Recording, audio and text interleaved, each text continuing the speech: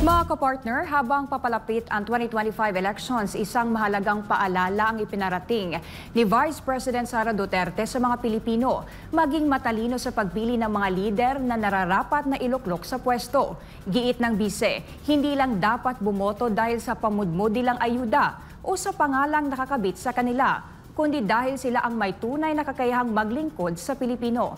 Narito ang ulat ni Jason Rubrico.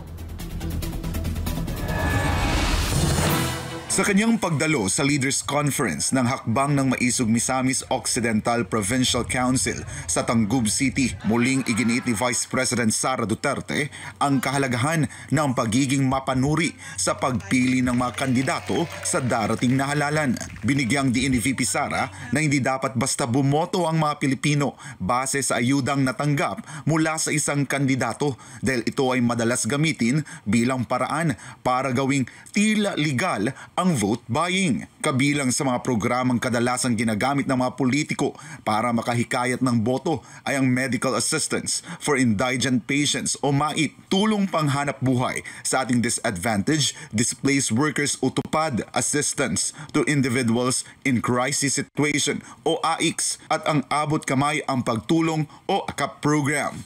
Hinumduman nato na dili nato na utang sa tao nga naghatag. Kaya nga naman, proyekto man na siya sa gobyerno. Taxpayers money man ang ipundo para sa proyekto.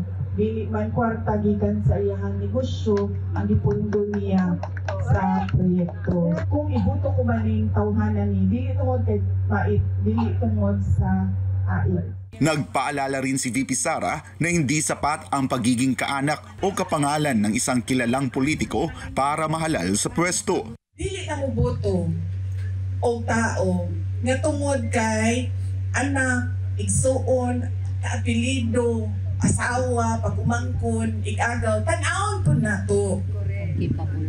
Beyond sa iyahang apelido, unsabay kapasidad aning tawhanan ni. Unsabay iyahang kakayahan nga mo serbisyo para sa amoang komunidad.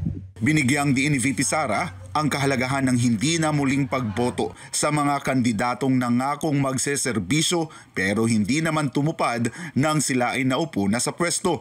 Aniya, pumili ng mga kandidatong may tunay na kakayahan at malasakit sa bayan. Para sa Diyos at sa Pilipinas kumahal, ako si Jason Rubrico, SM9 News.